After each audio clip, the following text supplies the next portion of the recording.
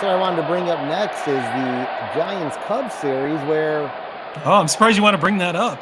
well, I mean, the Giants outscored the Cubs 15-10. So that's a +5 run differential. Oh, now you love the run differential. Which would mean the Giants win the series, right? Because run differential tells you how good of the things went, right? So Not the at Giants all. had a +5 run differential in the For series.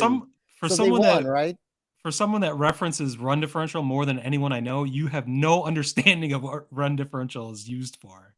It's for the end of the season. It's to how it's over a massive sample size, not a small sample size of certainly not one series. So you've brought run differential up, I think, almost every episode this year, and I know you hate it. You're mocking it, but yeah, Yes. no one's arguing that run differential means shit until the end of the year. So can we let this one go? Sometimes means shit at the end of the year too. Well, okay, but it means certainly a hell of a lot more than it would in a 3-game series. But congratulations on your run differential win this weekend. So, but we lost the series. Unfortunately, it doesn't count in the standings. So. It does not. We lost the series. We lost the series, even though we outscored the Cubs 15-10. Okay. It was a well pitched series by the Cubs. Actually, the Giants didn't really even pitch all that bad.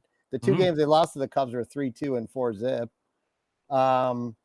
But the Cubs were kind of limping into town, so it's kind of disappointing that we couldn't take a home series for the Cubs. But yeah, there was no thought in my mind that the Cubs were going to win that series going into that. So that was unexpected. And I didn't think you guys are necessarily world beaters, but I thought you've shown that you've played more quality baseball than the Cubs have, especially at home. I didn't think the Cubs would show up that much, but I mean, really, the story of the series was Kyle Hendricks and his no-hit bid through 7 2/3. It was finally broken up on a double. Do you remember who hit your double?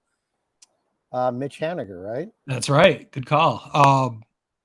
The a little bit of controversy there. I've heard people say that Ian Happ should have dove for it. When you're in a 4-0 game in the 8th inning, trying to hold on to a no-hitter, why not dive for it? And even if you miss it and bounce off the wall, who cares? It's just a run scored there. But I see that. I mean, I would hesitate to call Ian Happ out because he's always seems to play hard. So he actually called himself out after. Oh, did he then? Yeah, he said he probably should have dove for it. I don't know if he was saying that in jest or whatever, but I think he probably would have broken his neck if he dove for that, because he would have dove into the wall essentially as it hit off the top of the wall. So I don't think that was probably well advised to, but I guess you want to see the effort, much like Mike Tauchman earlier in the game had an incredible catch in left field, diving catch on the warning track. That would have been actually, play of the game. You always hear somebody gets a no-hitter, you got to have an incredible play behind you. That would have been it. But if Happ had somehow pulled that off, that would definitely have been the play of the game. Hendricks, of course, he blamed himself. Like he shouldn't. It looked like a double to him, is what he said. So, yeah. I mean, you hit it off the wall. That's well struck. By the way, we've always heard of Kyle Hendricks as being referred to as the Professor. He's got a new nickname now after that performance, the Master Surgeon. I don't know if how would you rate those nicknames? The Professor versus the Master Surgeon. I like Professor. I mean, Greg Maddux was called the Professor too. Yeah. I mean, I feel like because of both of their pitching styles, it was so much more about the mental side of the game and knowing your opponent so well to pitch to their weaknesses, because you didn't have like a 98-mile-an-hour fastball to blow by them.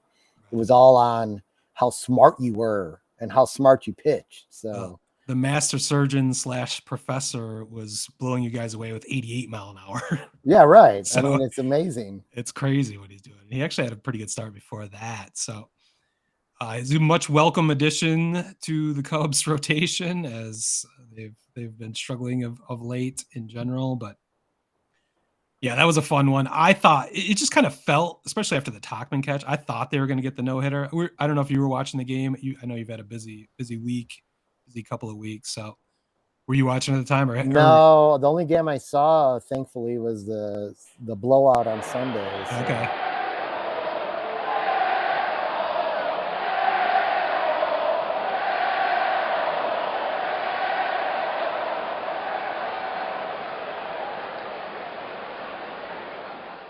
Word Hole Media.